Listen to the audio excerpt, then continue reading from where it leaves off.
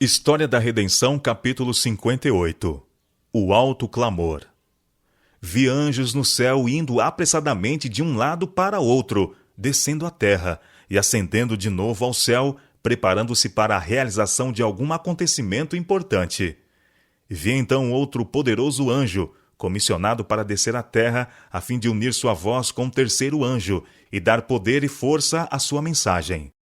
Grande poder e glória foram comunicados ao anjo, e descendo ele à terra, foi iluminada com sua glória. A luz que acompanhava este anjo penetrou por toda parte, ao clamar ele poderosamente com grande voz. Caiu a grande Babilônia, e se tornou morada de demônios, covil de toda espécie de espírito imundo, e esconderijo de todo gênero de ave imunda e detestável. Apocalipse capítulo 18, verso 2. A mensagem da queda de Babilônia, conforme é dada pelo segundo anjo, é repetida com a menção adicional das corrupções que têm estado a entrar na igreja desde 1844. A obra deste anjo vem, no tempo devido, unir-se à última grande obra da mensagem do terceiro anjo, ao tomar esta o volume de um alto clamor. E o povo de Deus assim se prepara para estar em pé, na hora da tentação que em breve devem enfrentar. Vi uma grande luz repousando sobre eles, e uniram-se destemidamente para proclamar a mensagem do terceiro anjo. Foram enviados anjos para ajudar o poderoso anjo do céu, e ouvi vozes que pareciam fazer ressoar em toda parte. Retirai-vos dela, povo meu, para não serdes cúmplices em seus pecados, e para não participardes dos seus flagelos, porque seus pecados se acumularam até ao céu. E Deus se lembrou dos atos iníquos que ela praticou. Apocalipse capítulo 18, versos 4 e 5.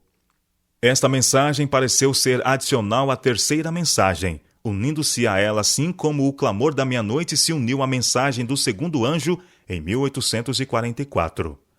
A glória de Deus repousou sobre os santos, pacientes e expectantes, e denodadamente deram a última advertência solene, proclamando a queda de Babilônia e chamando o povo de Deus para sair dela para que possam escapar de sua terrível condenação. A luz que se derramou sobre os expectantes penetrou por toda a parte, e aqueles nas igrejas que tinham alguma luz e que não haviam ouvido e rejeitado as três mensagens, obedeceram à chamada e deixaram as igrejas decaídas. Muitos tinham chegado à idade de responsabilidade pessoal, desde que estas mensagens haviam sido proclamadas, e resplandecera sobre eles a luz, e tiveram o privilégio de escolher a vida ou a morte. Alguns escolheram a vida e tomaram posição com os que estavam esperando o seu Senhor e guardando todos os seus mandamentos. A terceira mensagem deveria fazer sua obra. Todos deveriam ser provados por meio dela, e os que são preciosos deveriam ser chamados das corporações religiosas. Um poder compulsivo movia os sinceros, enquanto a manifestação do poder de Deus trazia temor e repreensão aos parentes e amigos incrédulos, de modo que não ousavam embaraçar os que sentiam a obra do Espírito de Deus sobre si, e tampouco tinham poder para o fazer. A última chamada foi levada aos pobres escravos, e os que eram piedosos entre eles derramaram seus cânticos de arrebatadora alegria ante a perspectiva de seu feliz libertamento. Seus senhores os não podiam impedir. O medo e o espanto os conservaram em silêncio. Grandes prodígios eram operados, doentes eram curados, e sinais e maravilhas seguiam aos crentes. Deus estava na obra, e cada santo, sem temer as consequências, seguia as convicções de sua própria consciência e unia-se com os que estavam a guardar todos os mandamentos de Deus, e com poder proclamaram amplamente a terceira mensagem. Vi que esta mensagem se encerrará com poder e força muito maiores do que o clamor da meia-noite. Servos de Deus, dotados de poder do alto, com rosto iluminado e resplandecendo com santa consagração, saíram para proclamar a mensagem provinda do céu.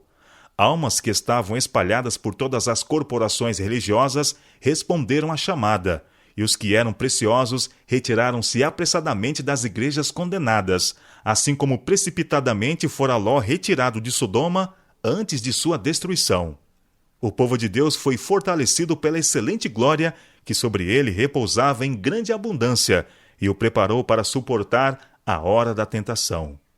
Vi por toda parte uma multidão de vozes a dizer: aqui está a perseverança dos santos, os que guardam os mandamentos de Deus e a fé em Jesus. Apocalipse, capítulo 14, verso 12. História da Redenção, capítulo 59. O fim da graça. Foi-me indicado o tempo em que a mensagem do terceiro anjo estava a finalizar-se. O poder de Deus havia repousado sobre seu povo, tinha cumprido a sua obra, e encontrava-se preparado para a hora de prova que diante deles estava. Tinham recebido a chuva serôdia, ou o refrigério pela presença do Senhor, e se reanimara o vívido testemunho. A última grande advertência tinha soado por toda a parte, e havia instigado e enraivecido os habitantes da terra que não quiseram receber a mensagem. Vi anjos indo aceleradamente de um lado para o outro no céu. Um anjo com um tinteiro de escrivão ao lado voltou da terra e referiu a Jesus que sua obra estava feita e os santos estavam numerados e selados. Então vi Jesus, que havia estado a ministrar diante da arca, a qual contém os 10 mandamentos, lançar o incensário. Levantou as mãos e com grande voz disse: está feito. E toda a hoste angélica tirou suas coroas quando Jesus fez a solene declaração: continue o injusto fazendo injustiça, continue o imundo ainda sendo imundo, o justo continue na prática da justiça, e o santo continue a santificar-se. Apocalipse, capítulo 22, verso 11. Cada caso fora decidido para a vida ou para a morte. Enquanto Jesus estivera ministrando no santuário, o juízo estivera em andamento pelos justos mortos e a seguir pelos justos vivos. Cristo recebera seu reino, tendo feito expiação pelo seu povo e apagado os seus pecados. Os súditos do reino estavam completos. As bodas do Cordeiro estavam consumadas. E o reino e a grandeza do reino sob todo o céu foram dados a Jesus e aos herdeiros da salvação.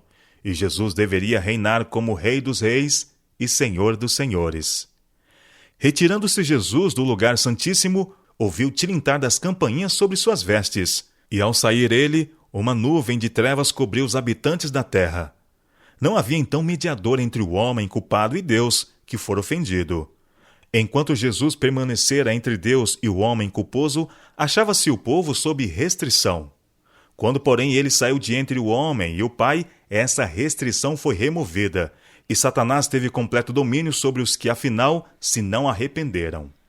Era impossível serem derramadas as pragas enquanto Jesus oficiava no santuário, mas, terminando ali a sua obra e encerrando-se a sua intercessão, nada havia para deter a ira de Deus, e ela irrompeu com fúria sobre a cabeça desabrigada do pecador culpado, que desdenhou a salvação e odiou a correção.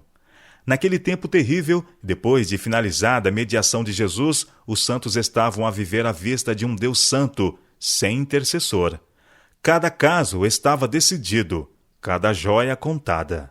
Jesus demorou um momento no compartimento exterior do santuário celestial, e os pecados que tinham sido confessados enquanto ele esteve no lugar santíssimo foram colocados sobre Satanás, o originador do pecado que deve sofrer o castigo deles.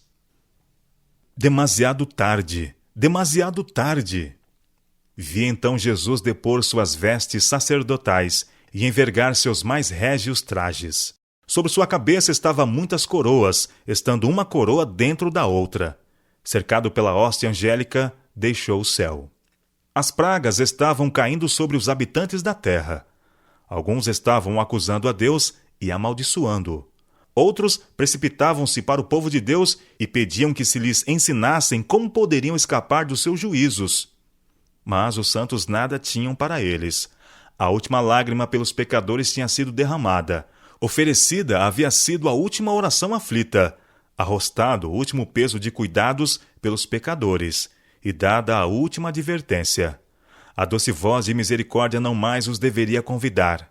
Quando os santos e o céu todo estavam interessados em sua salvação, não tinham eles nenhum interesse por si. A vida e a morte tinham sido postas diante deles. Muitos desejavam a vida, mas não faziam esforços por obtê-la.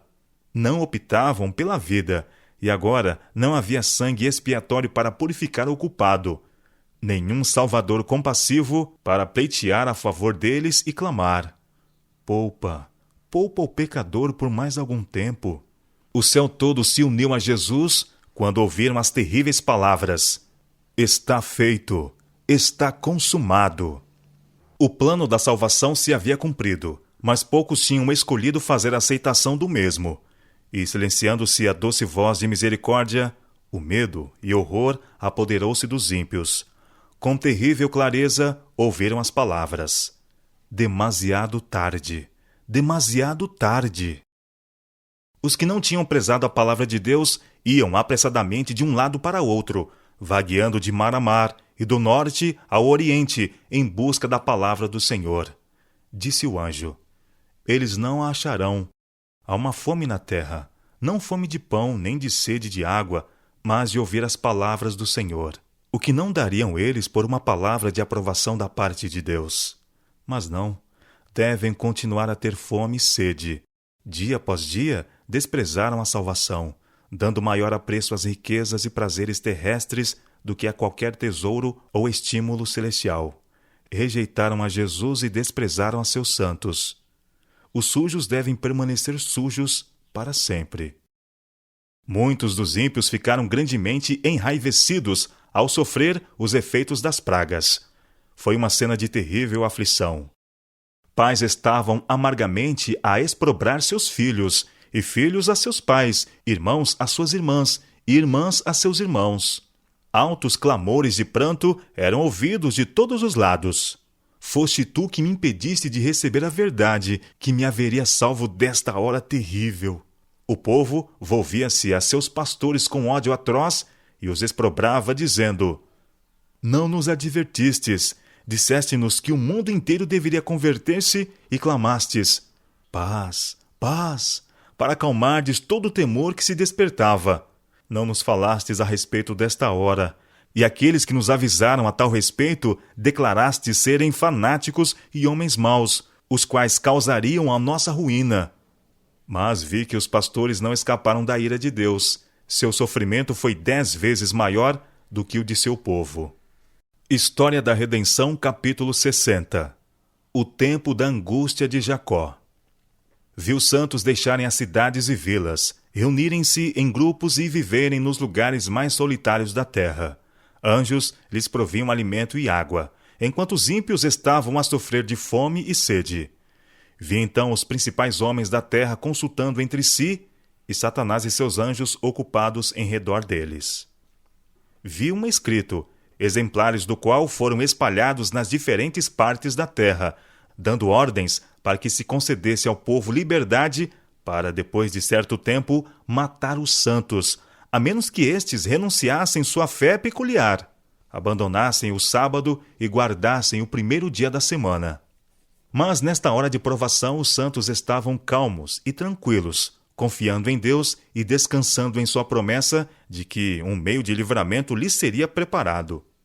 Em alguns lugares, antes do tempo para executar o decreto, os ímpios ruíram sobre os santos para os matar, mas anjos sob a forma de homens de guerra combatiam por eles. Satanás desejava ter o privilégio de destruir os santos do Altíssimo. Jesus, porém, ordenou a seus anjos que vigiassem sobre eles.